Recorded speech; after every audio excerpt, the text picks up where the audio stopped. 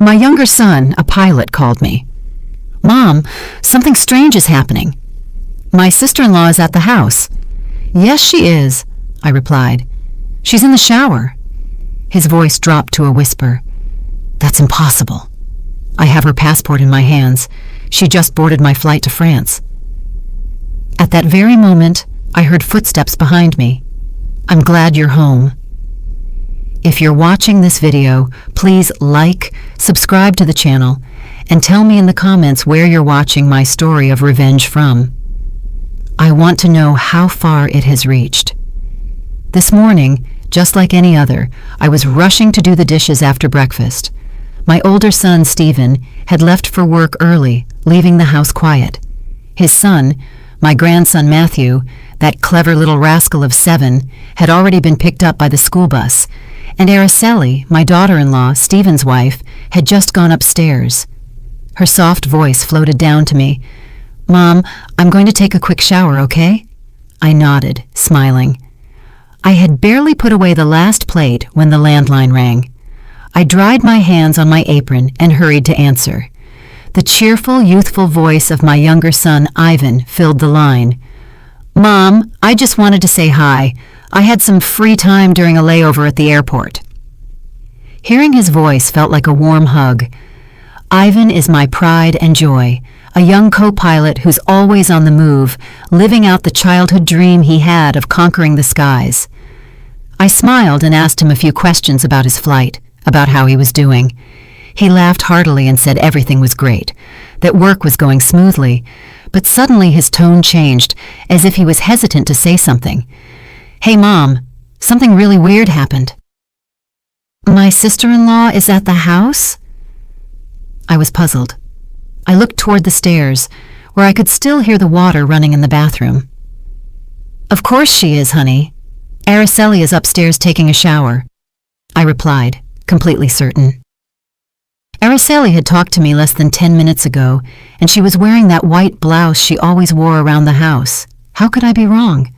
But on the other end of the line, Ivan was silent for a long while, so long that I could hear his breathing. Then his voice became very serious, full of amazement. "Mom, that's impossible because I have her passport right here in my hand. She just got on my flight headed for France." I laughed, thinking he must have been mistaken. "Oh, honey, you must have seen wrong. I just saw Araceli. She even told me she was going to take a shower." I tried to explain calmly to reassure him, but he didn't laugh. He didn't answer me like he always did. He told me in a slow voice, as if he was trying to put the story in order in his head, that after all the passengers had boarded, he ran out to look for some papers he'd forgotten and accidentally found a passport lying near the boarding gate. At first, he thought about giving it to the airport staff, but when he opened it to see who it belonged to, he froze. The photo was of Araceli. Her name was right there, clear as day. There was no way to get it wrong. My heart began to beat faster, but I tried to stay calm. "Are you sure, Ivan? That passport could be someone else's," I said, even though a tiny thorn of uneasiness had already pricked me. Ivan sighed, and his voice was now a mix of bewilderment and firmness. "Mom, I just went down to the passenger cabin to check if it was her. She's sitting in first class next to a man who looks very rich and elegant. They were talking very close, like they were a couple." Ivan's words were like a stab. I stood frozen, gripping the phone receiver. My head was spinning. A couple? Impossible. I had just heard Araceli's voice from upstairs. I had just seen her in the flesh in this very house. But right at that moment, the sound of the water in the bathroom stopped. I heard the bedroom door open, and Araceli's voice came down the stairs. It was soft, but loud enough to make me jump. "Mom, who is it?" I panicked. My heart was pounding so hard I felt it was going to burst out of my chest. "Just a friend of mine," I replied quickly, my voice trembling, and I hurried into the living room to avoid Araceli's gaze as she peeked her head out from the stairs, her hair still soaked. I closed the door and whispered into the phone, trying not to let my nervousness show.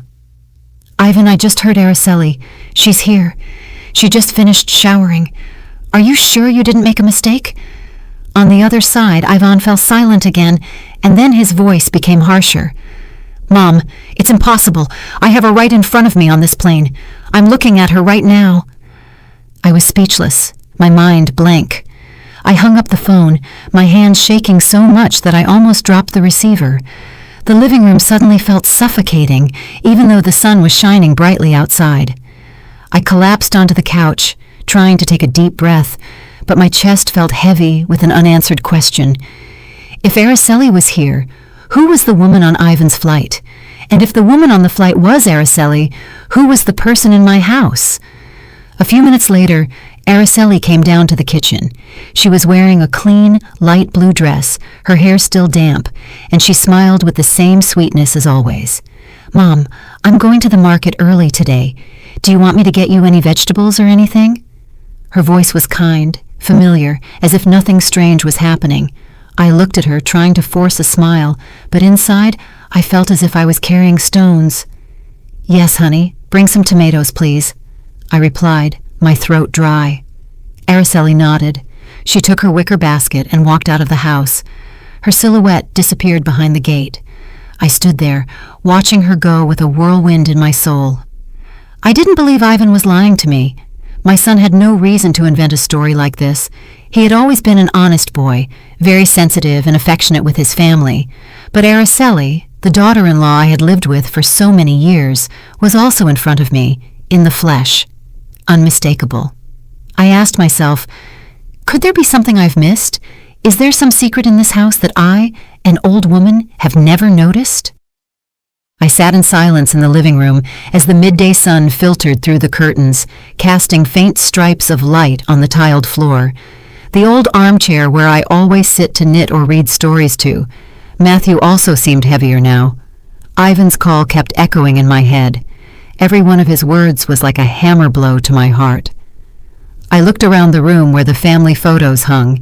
Stephen and Araceli on their wedding day, newborn Matthew, and Ivan's radiant smile when he first put on his pilot's uniform.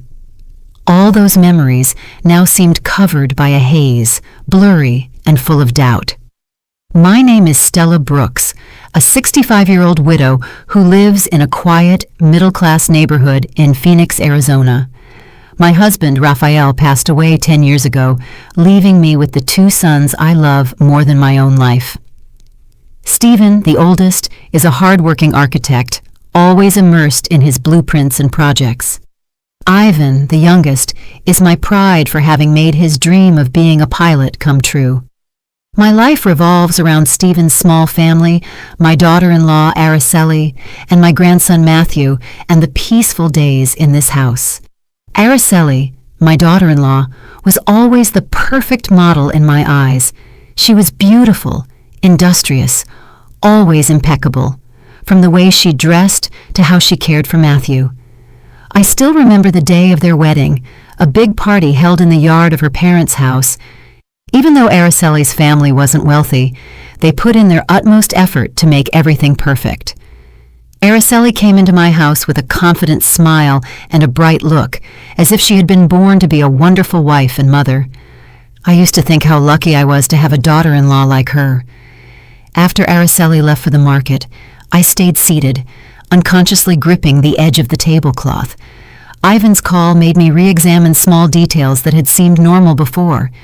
There were days when Araceli would leave the house saying she was going to the market or to see a friend, but when she returned, she seemed like a different person. One day she was all sweetness, hugging Matthew and singing to him to put him to sleep, but on other days she was in a bad mood and would yell at me just because I forgot to put the salt shaker back in its place. I used to think they were just the mood swings of a young woman, but now I wasn't so sure. My heart was tied in a knot, as if someone was messing with all the memories I had cherished for so long. I remember once, a few months ago, Araceli took a pen to write the grocery list with her right hand. Her handwriting was very straight and neat, but the next day I saw her using her left hand, and she was writing with more scrawls, as if she wasn't used to it.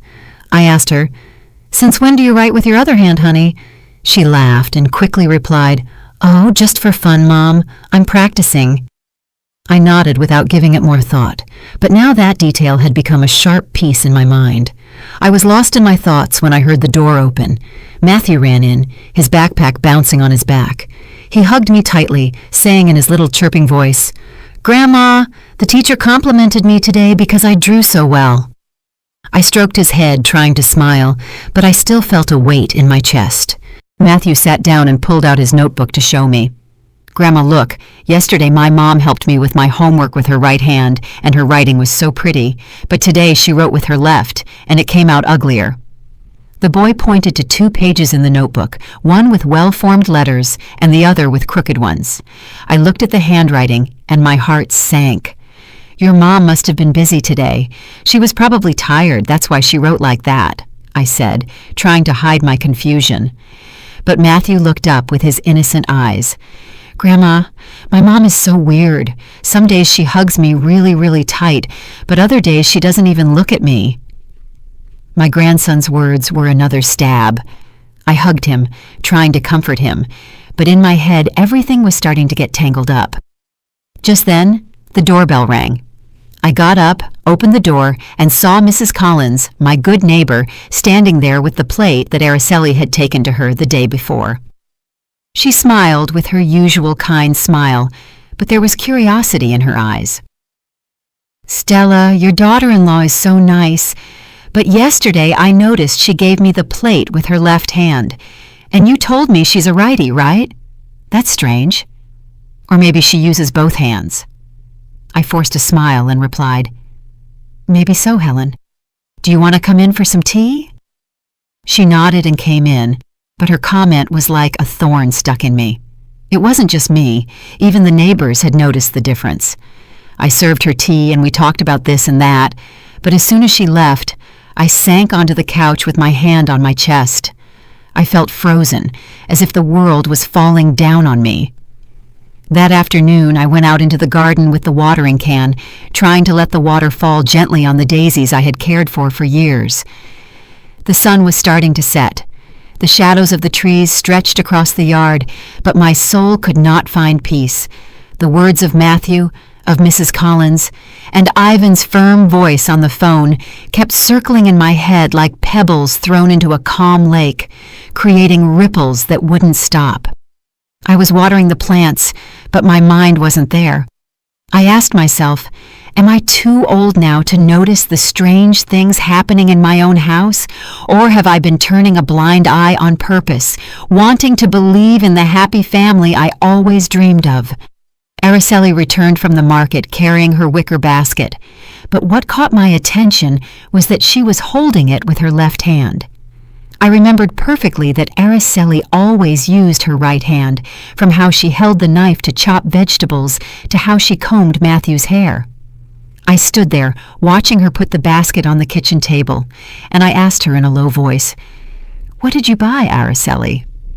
My voice tried to sound natural, but inside a wave of suspicion was growing. She smiled and replied very politely, "I got some tomatoes, cilantro, and fresh fish, Mom. I'm going to make the roasted fish you like so much tonight. Does that sound good?" Her voice was soft, as always, but I couldn't help but notice her hands. The left one? No, the right one. I nodded and turned away, pretending to clean the table, but my heart was pounding hard. Was I imagining things, or were these small details trying to tell me something? At dinner time, the whole family gathered at the table. Stephen was tired after a long day at work, but he still smiled at Matthew and asked him how school had been. Araceli ate slowly, delicately, and even turned to Stephen to remind him, "Honey, the parent-teacher conference is next week, so be sure to take the day off." I looked at her, trying to find the daughter-in-law I was so proud of, but in my head, Ivan's voice kept echoing, "She's sitting in first class next to a man." I bit my lip, trying to swallow the anguish, but it felt like a stone stuck in my throat. Just 3 days later, everything was different. Matthew dropped a glass of water during dinner, and the water splashed all over the tablecloth. I quickly grabbed a rag to clean it, laughing, "It's okay, honey, just be more careful." But Araceli, sitting across from him, suddenly frowned and said in a sharp voice, "Matthew, why are you so clumsy? Be more careful." I was stunned, looking at Stephen. He also frowned and said in a low voice, "Araceli, it was an accident. That's all." She turned with a spark of anger in her eyes. "You always defend him, and I end up looking like the bad guy in the house." The atmosphere at the table became heavy. Matthew lowered his head, his eyes full of tears. I hugged him, feeling a deep pain. Only a few days ago, Araceli had lovingly reminded him about school, and now she seemed like a completely different person. I sat next to her, watching in silence, trying to put the pieces together in my head. Today she was irritable. The other day she was so sweet. Today she used her left hand. The other day, her right. These small differences, one by one, were piling up in my mind like the pieces of a puzzle I still couldn't see completely. I told myself I had to calm down, but every time I looked at Araceli, I saw a stranger, as if she wasn't the daughter-in-law I had lived with for so many years. A few days later, I took Matthew to school. He held my hand as we walked down the same old cobblestone street. Suddenly, he stopped, looked at me, and said in a sad voice, "Grandma, yesterday my mom taught me how to write, and she was so patient. Her handwriting was so pretty, but today she didn't even want to look at my homework. She told me to do it by myself." I knelt down to look into his clear eyes, and I felt my heart break. "Your mom was busy, honey. Don't be sad," I said, but my voice trembled. Matthew nodded, but his gaze was still full of disappointment. I hugged him, feeling a huge sense of powerlessness. He's only 7. How was he supposed to understand something that I myself couldn't figure out? That night, we sat down to dinner again. Suddenly, Araceli took a small notebook out of her bag and started writing something with her left hand. Stephen, who was serving himself food, laughed suddenly. "Hey, since when do you write with your left hand? It looks so strange." Araceli stopped dead, with a forced smile on her lips. "Oh, just experimenting, honey." She quickly put the notebook away in her bag, but I noticed a flash of panic in her eyes. Stephen shook his head and didn't say anything else, but I knew he had also noticed something strange. I stayed seated there, gripping my spoon, trying to keep a straight face, but inside, the doubts were growing like a slow fire. One morning, I took an empty spice jar and crossed the same old cobblestone street to go to Mrs. Collins' house. Araceli had borrowed it a few weeks ago, saying it was for making the chili she liked so much. I knocked on the door, and Mrs. Collins opened it with her usual kind smile. "Stella, come in. Let me make you some coffee," she said, a rag still in her hand. I gave her the jar, thinking of thanking her and leaving, but she pulled me to sit in a wooden chair in her kitchen. The atmosphere was warm. It smelled of roasted coffee, but I couldn't relax. Mrs. Collins looked at me with eyes full of doubt and lowered her voice.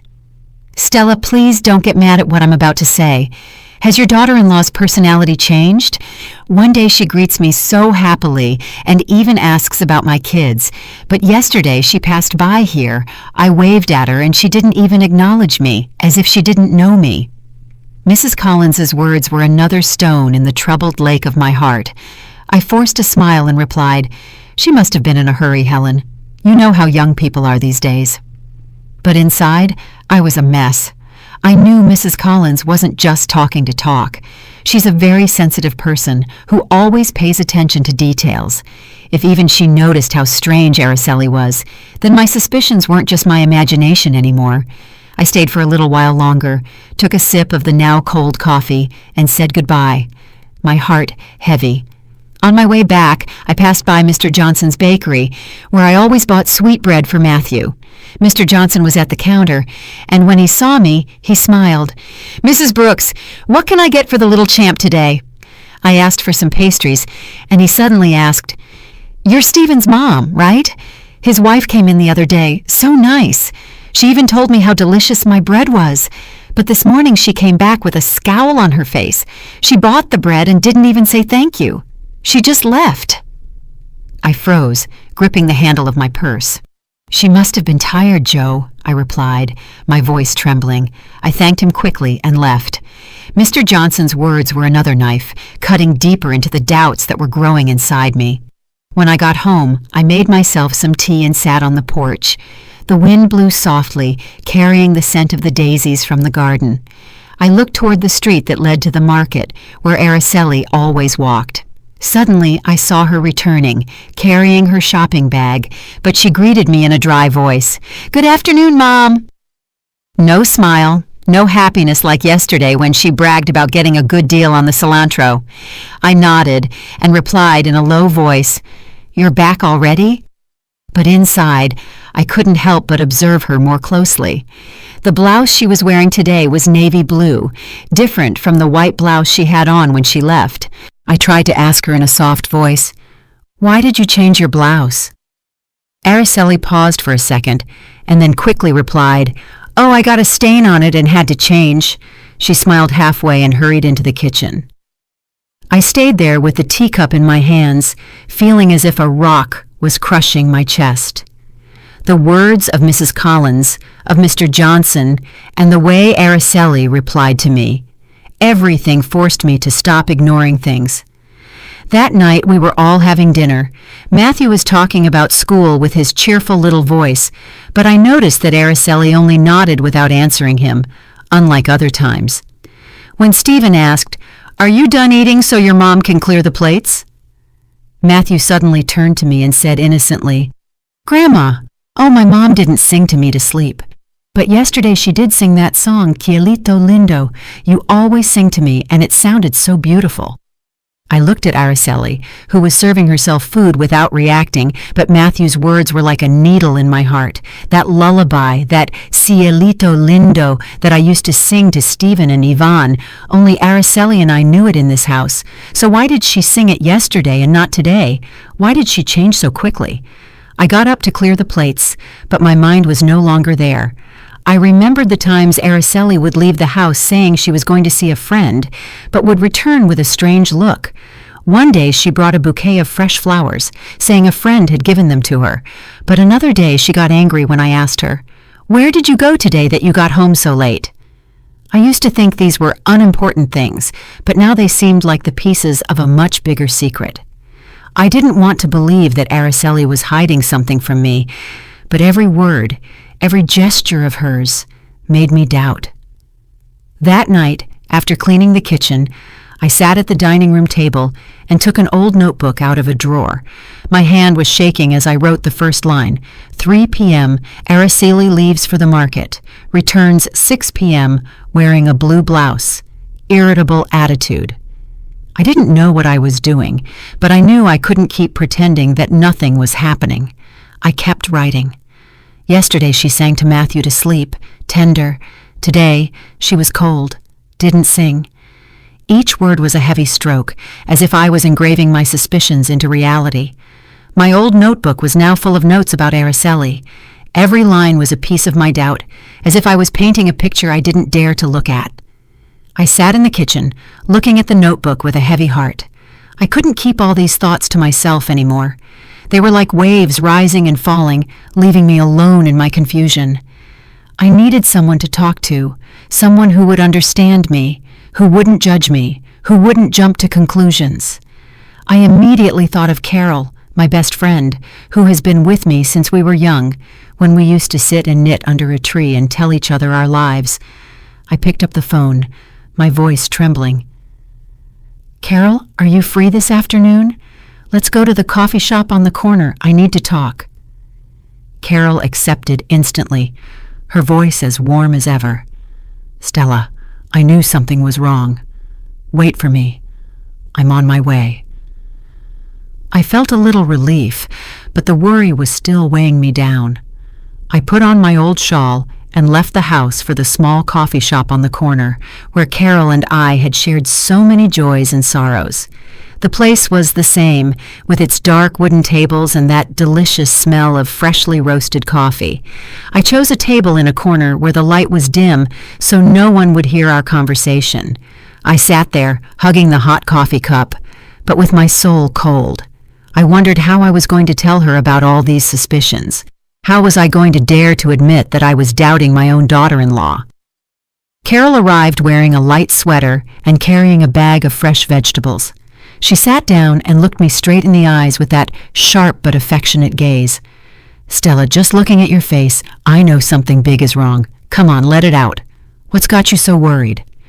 I took a deep breath, trying not to let my voice break, but every word got stuck in my throat. I told her everything in a summary. Ivan's call from the airport, Araceli's passport, the woman identical to her on the plane, and all the small details I had written down, from how she changed hands to right to her mood, changing from day to night. I took the notebook out of my bag and handed it to her. Look, I wrote it all down here. I don't know if I'm imagining it, but I can't be a fool anymore. Carol flipped through the pages with a frown. She read my shaky handwriting slowly. You've noticed everything, Stella, she said in a serious voice. Every time she leaves and comes back, it's like she's another person. What do you think it is? I shook my head, gripping the coffee cup. I don't know, Carol. I just know I'm scared. Scared that Araceli is hiding something. Scared that my family will break apart if I dig any deeper. But I can't stop. I have to know the truth. For Stephen. For Matthew. Carol put her cup on the table and looked at me with determination. You can't fool a woman easily, Stella. What does your gut tell you? I'm sure there's something shady going on here. You have to get to the bottom of this. I hesitated, and my voice became a whisper. But what if I'm misjudging her? What if I hurt Stephen? Carol interrupted me firmly. Trust your gut. If you don't find out the truth, you'll always live with the doubt, and you won't be able to protect Matthew or Stephen. Just then, Mrs. Jenkins, the lady who sells vegetables at the market and whom I know, came into the coffee shop. She recognized me and smiled. Mrs. Brooks, what a coincidence. Last week I saw your daughter-in-law at the market. She was so kind. She even bought an extra bunch of cilantro to cook with. But this morning, she came by again looking so serious. She didn't even say hello. She bought her vegetables and left. Is something wrong with your daughter-in-law? I forced a smile and replied, She must be tired, Marie. But inside, I felt like I was drowning. Another person who noticed how strange Araceli was. I thanked Mrs. Jenkins, watched her leave, and turned back to Carol, panic reflected in my eyes. Carol took my hand and her voice softened. See, Stella, it's not just you. Even the neighbors notice. Don't lie to yourself anymore. Keep writing everything down, and if you have to, you're going to have to follow her, not to hurt her, but to protect your family. I nodded, but my heart sank. I knew Carol was right, but the idea of following my own daughter-in-law made me feel as if I was betraying my family. I had spent my whole life taking care of this home, and now I had to do something I never imagined, investigate one of my own. That afternoon, I returned home, my head still a mess. Araceli left the house carrying her familiar red basket. Mom, I'm going to the market for a bit, she said in a soft voice. I nodded, but as soon as she disappeared behind the gate, I opened my notebook and wrote, 3 p.m. Araceli leaves for the market, carrying a red basket, normal attitude. I stayed there, watching the clock, counting every minute. At 6, Araceli returned. But the basket she was holding in her hand was now blue. I was surprised and asked her, Did you switch baskets? She smiled and quickly replied, Yes, the other one broke, and a friend lent me this one. I nodded, but my hands were shaking as I added to the notebook. Returned 6 p.m., carrying a blue basket, voice a little rushed. My notes were piling up. Each line was one step closer to the truth, but also one step away from the image of the old mother who only knows how to love and trust. On the weekend, Stephen left for overtime work early, and Matthew was at a school activity, leaving the house quiet, just for Araceli and me. I was cleaning the dining room table, trying to keep myself busy to ward off the doubts that were eating at me. But then Araceli came down from her room in a pale yellow floral dress, looking as fresh as she did in her first days of marriage. Mom, I'm going to the market for a bit, she said in a soft voice. She took her usual wicker basket and left. I nodded, smiling, but inside a voice insisted, Follow her, Stella. Go find the truth. I didn't think twice. I took my old shawl, put it over my head to cover my face a little, and left the house in silence, keeping a safe distance behind Araceli. The sun was hot, sweat was soaking my back, but I didn't care. I just wanted to know where she was really going, what she was doing. Araceli walked quickly down the cobblestone street that led to the market, but suddenly, instead of turning right as always, she turned left into an alley behind a working-class neighborhood. The houses were old, crammed against each other, with peeling paint and rusty tin roofs. I slowed down, my heart pounding, trying to hide behind some bicycles parked on the sidewalk. Araceli didn't look back. She kept walking. She went into an even narrower alley where the sunlight barely reached. I hid behind a mechanic's shop where a man was concentrating on tightening nuts. I saw Araceli stop in front of an old wooden door, knock softly, and then go in and disappear. I stood there, my breathing ragged, my head spinning. What was my daughter-in-law doing there? This wasn't the market or any of the friends' houses she had mentioned. I wanted to walk over, knock on the door, and ask her directly, but my feet seemed to be nailed to the ground. I was afraid of the truth, afraid that what I was about to discover would break everything. In the end, I turned around and went back home full of questions, each step heavier than the last. I had barely pushed the gate open when I froze.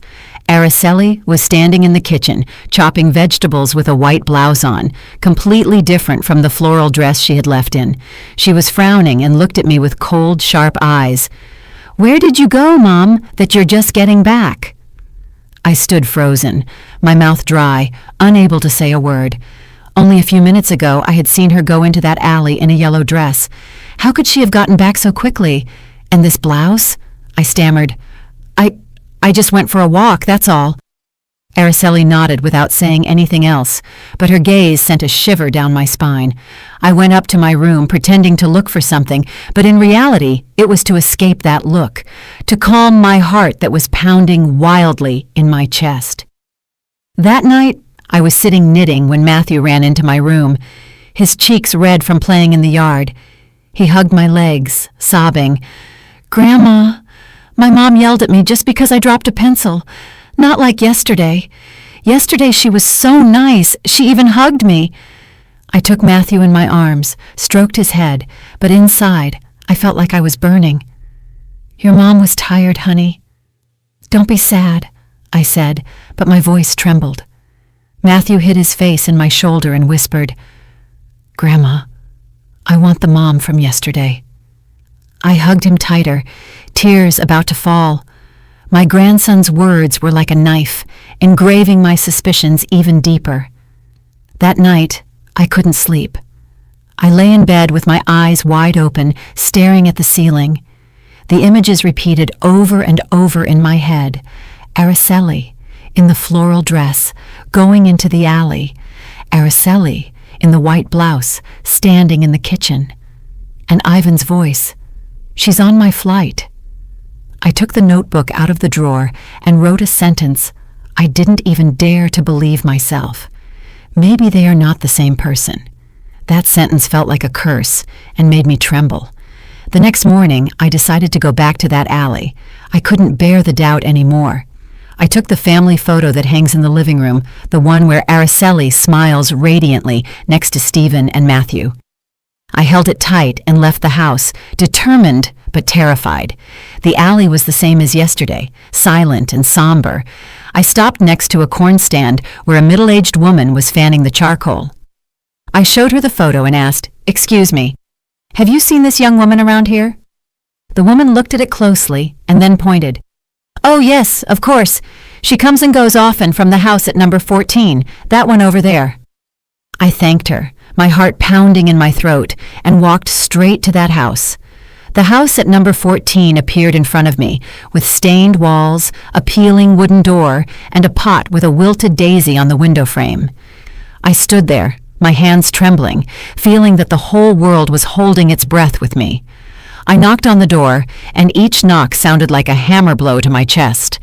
The door opened, and I was speechless. In front of me was a woman identical to Araceli, from her face, to her body, to her long black hair. The only difference was her frightened look and her hands that were shaking as she held a rag. I stammered, my voice breaking. "Araceli?" The young woman started, gripped the rag tightly, and tried to slam the door shut. But just then, another voice was heard from inside, a soft but firm voice. "Isadora, don't hide anymore. You know this is wrong, too."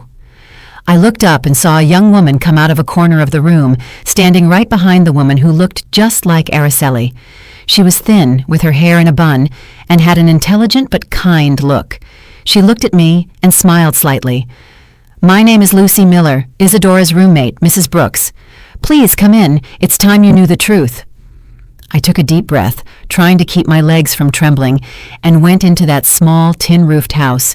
The walls were stained, the concrete floor was cracked, and a faint smell of disinfectant hung in the air.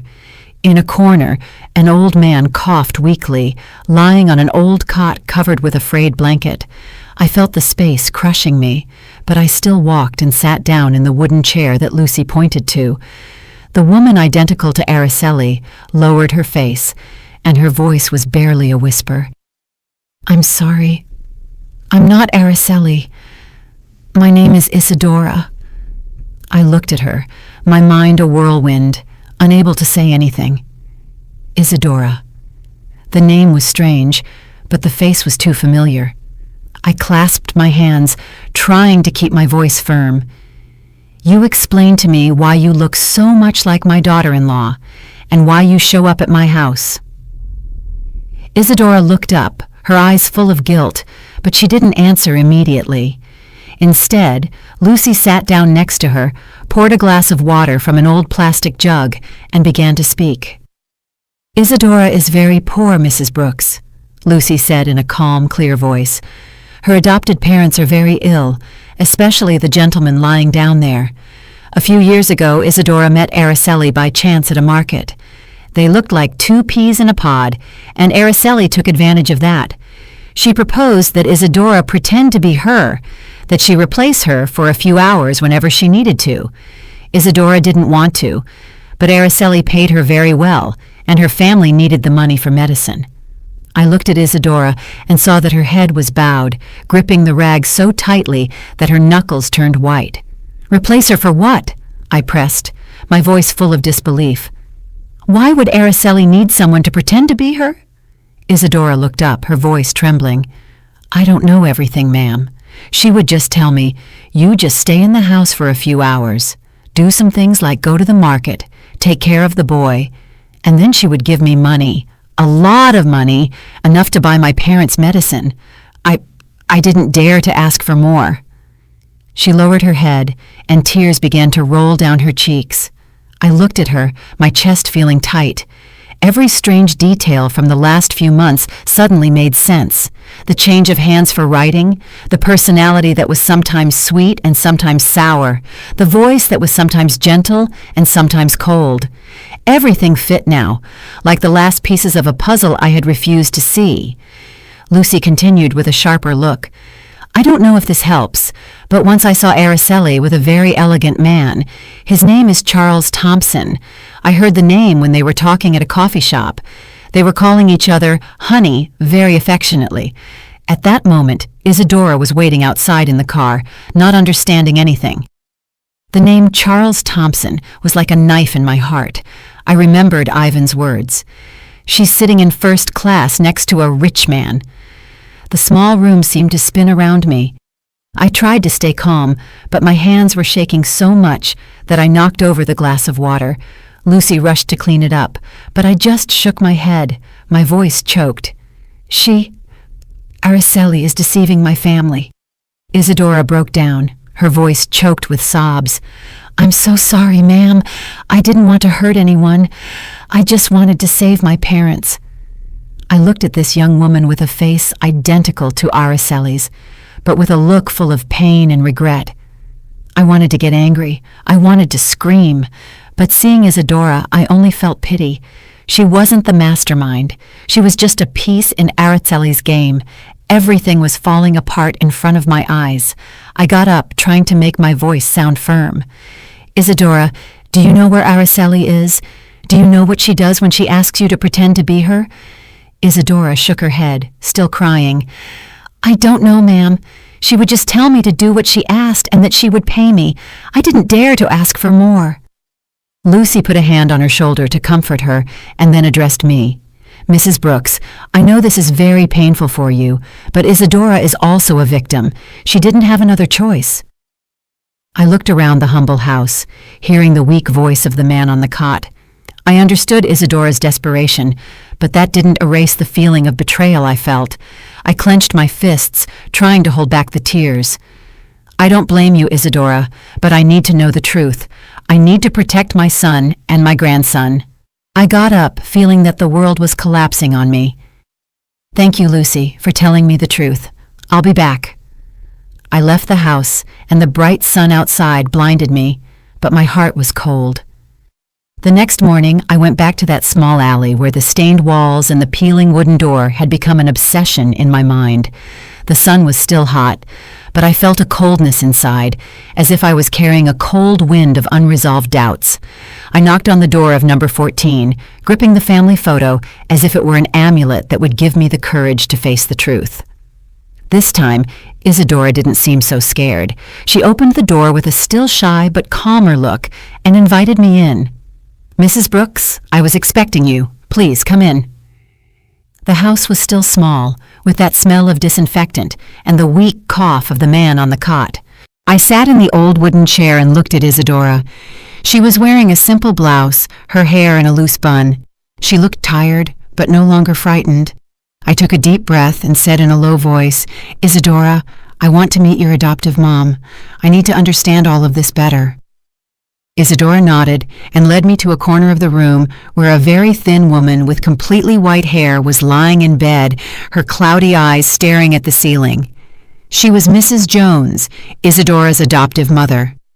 I took her frail hand and introduced myself. "I'm Stella Brooks, Stephen's mom, Araceli's husband." Mrs. Jones looked at me, breathing with difficulty, and said in a weak voice, "Isadora is not my blood daughter. She's a child I adopted when she was a newborn." Her words were like a hammer blow to my head. I froze, my heart beating faster, but I tried to make my voice sound calm. "Please, tell me how it all happened." The lady coughed, and then, slowly, began to tell me a story I wasn't prepared for. "Many years ago, I was a nurse at a hospital in a small town," she began, her voice trembling. "A very poor family had twins. They were so poor they couldn't keep both of them. The mom was crying. She said she could only keep one. The other one they were going to abandon. My heart broke. I couldn't let them abandon that baby. So I adopted her. That's Isadora." She stopped for a long cough and then looked at Isadora with immense love. "I raised her as if she were my own, but I know she has always wanted to find her real parents. I have nothing to give her but my love, and this house." I sat there, gripping the edge of the chair, my head spinning. "Do you know who Isadora's biological parents are?" I asked, my voice trembling. Mrs. Jones shook her head. "I only know they were a poor family from a nearby town. I didn't ask much. I just wanted to save the child." I looked at Isadora and saw her with her face bowed, tears rolling down. "Mrs. Brooks, I don't know anything about my biological parents," she said, her voice choked. "But when I met Araceli, I thought maybe she knew something. She looks so much like me, but she never told me anything about that." I felt a lack of air. I asked Mrs. Jones to let me see her old papers, hoping to find a clue. She pointed to an old wooden dresser. Isadora took out a yellowish paper envelope and gave it to me. Inside, there was a copy of some hospital papers with Isadora's date of birth. I read them quickly and felt my heart stop. Isadora's date of birth was exactly the same as Araceli's, the one I had seen on her papers when she married Stephen. I gripped the documents with trembling hands and looked at Isadora. You and Araceli could be twin sisters," I said, my voice lost. Isadora broke down crying, covering her face. "So Araceli is my sister? Why didn't she tell me anything? Why did she make me do all that?" I looked at her, my heart shattered. I remembered the days when Araceli came to my house, radiant and confident, as if she had been born to be the perfect wife and mother. I had loved her. I had believed she would give Stephen happiness, but now I knew that she had not only deceived my family, but she had also taken advantage of her own sister, using her as a double to hide secrets I didn't even dare to imagine. I stood up, put my hand on Isadora's shoulder, and my voice, though firm, could not hide the pain. Isadora, from today on, I won't let anyone else take advantage of you. I'm going to help your parents with their illness, but in return, you have to cooperate with me. I need to bring this truth to light, for Stephen, for Matthew. Isadora nodded, still crying. I will help you. I don't want to live in this lie anymore. I looked at her and saw sincerity in her eyes, and for the first time I felt a ray of hope in the middle of the storm. I left the house and walked through the alley, my soul in turmoil. I passed by the bustling market where people were shopping and laughing, but in my mind, Mrs. Jones's words echoed like bells. 2 twins, one abandoned, the other raised, and now their destinies had crossed in my own family. I returned home, my soul a mess, like a field after a storm. The truth about Araceli and Isadora, the secret of the twins, was a rock crushing my chest. I was at a crossroads for which I was not prepared, to confront my daughter-in-law, the woman who had deceived us all, and to reveal the truth to Stephen and Matthew. That night I called Ivan. My voice was firm, though my heart was trembling. Ivan, you have to come home tomorrow night. There are some things I need you to clarify. Ivan was surprised. I could hear the worry in his voice. Mom, did something serious happen? I said bluntly, You just come, honey. I need you, and if you can, bring Araceli's electronic passport. He didn't ask any more questions. He just said, Yes, Mom, I'll be there. I hung up and sat down, feeling that the whole world was crashing down on me. I knew that tomorrow night would be one that no one in this family would ever forget.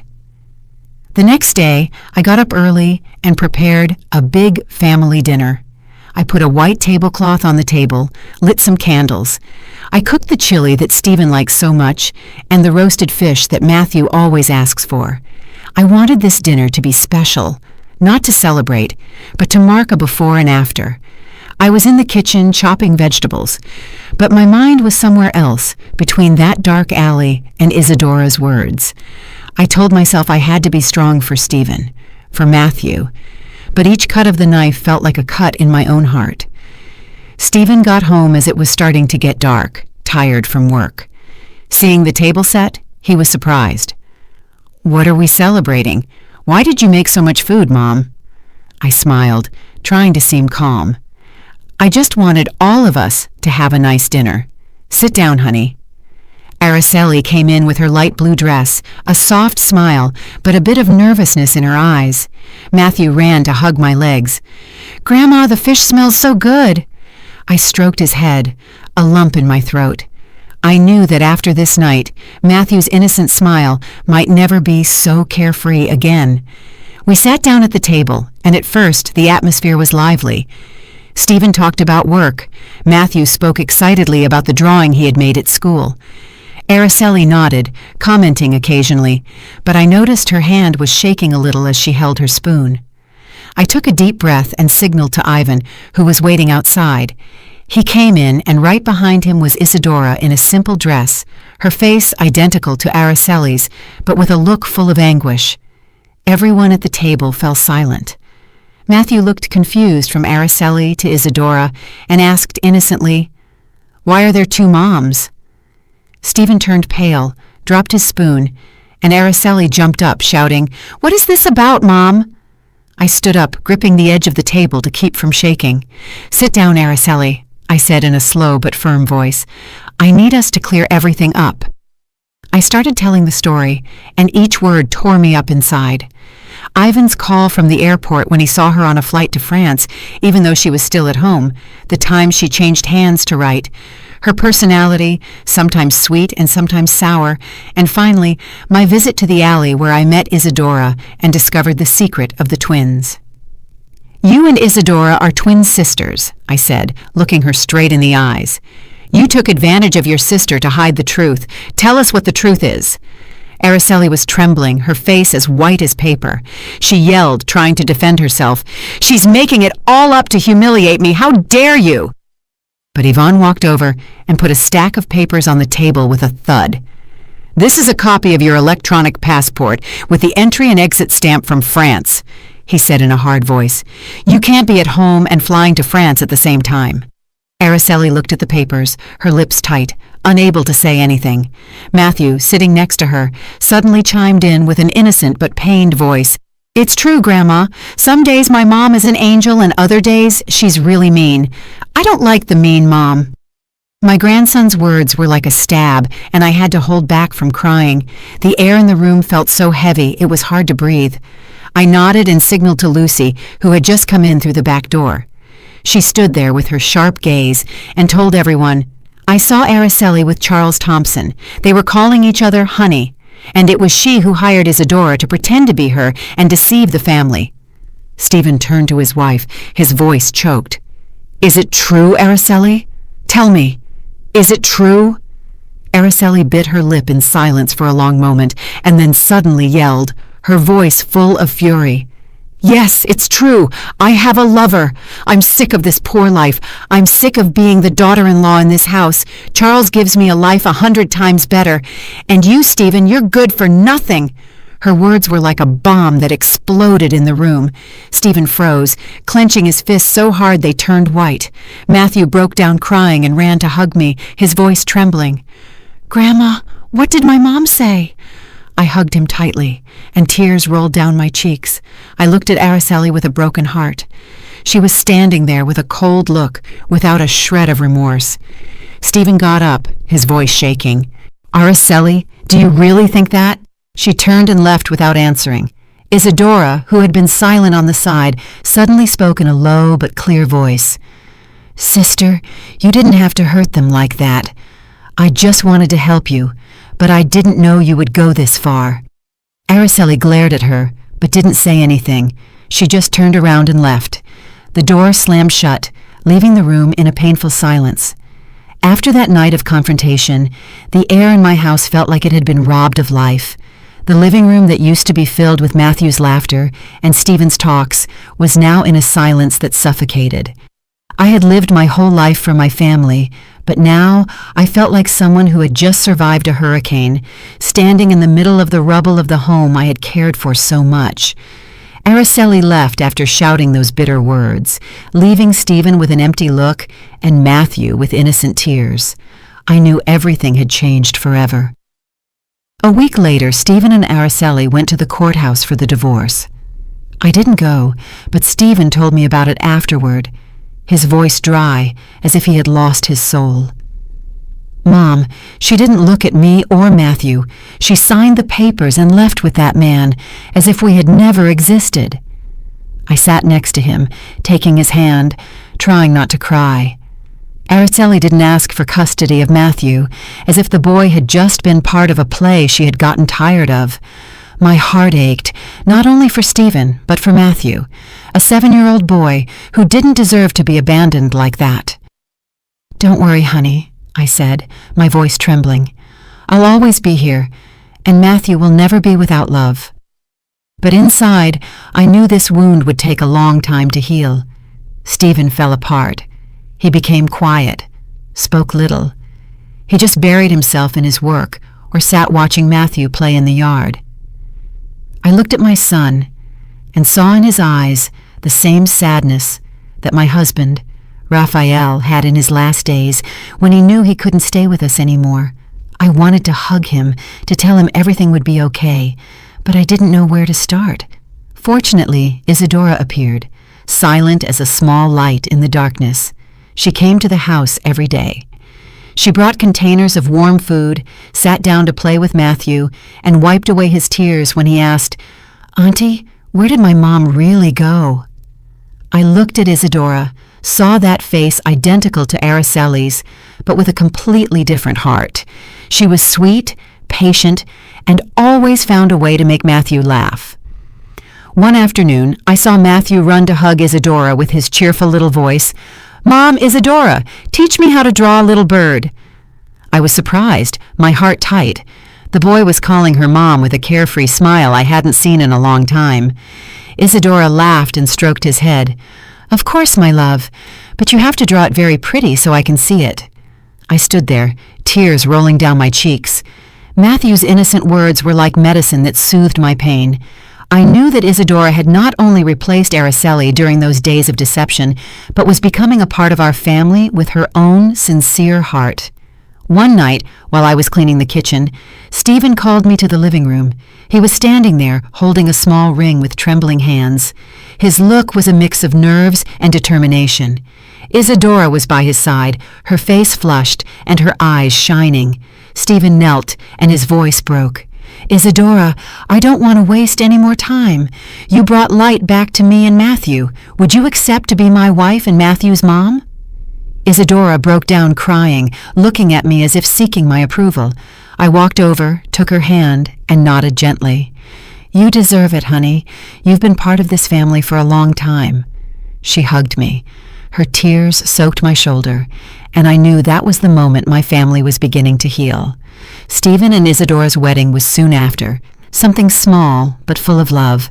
I was in the yard, looking at the red roses tied to the fence, listening to Matthew's laughter as he wore his little suit, being his dad's tiny best man.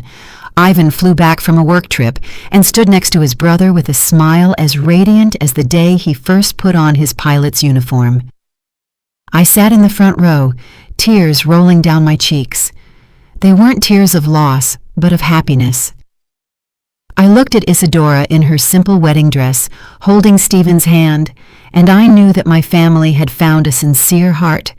After losing a fraud, life after that went back to normal. Isadora maintained her simple life, taking care of Stephen and Matthew with all her love.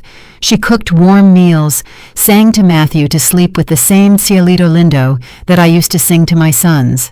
Every night she sat next to Stephen, listening to him talk about his blueprints and projects with a look full of pride. Matthew no longer asked about his other mom. He just snuggled with Isadora, calling her mom with a radiant smile. I looked at my family and saw how the wounds were slowly closing. One late night I sat on the porch. The wind blew softly in the garden. Matthew's laughter could be heard from inside, mixed with Isadora's sweet voice. I peeked in and saw Stephen concentrating on his work while Isadora prepared a cup of tea for him, placing it beside him and giving him a soft kiss on his forehead. I smiled, feeling my heart finally at peace. I thought about the long road I had traveled from the first doubts, from Ivan's call to that dark alley where I discovered the truth. The truth had been cruel, but as my husband Raphael used to say, "The truth will set you free, Stella." And so it was. The truth set us free. It brought us Isadora and gave us a new beginning, much brighter and happier. The story you have just heard has been changed in names and places to protect the identity of the people involved. We are not telling this to judge, but with the hope that someone will listen and stop to reflect on how many mothers are suffering in silence inside their own homes. I truly wonder, if you were in my place, what would you do? Would you choose to be quiet to maintain peace, or would you dare to face everything to reclaim your voice? I want to know your opinion, because every story is like a candle that can light the way for someone else. God always blesses, and I am convinced that courage leads us to better days. Meanwhile, on the final screen, I am leaving you with two of the channel's most beloved stories. I am sure they will surprise you. Thank you for staying with me until this moment.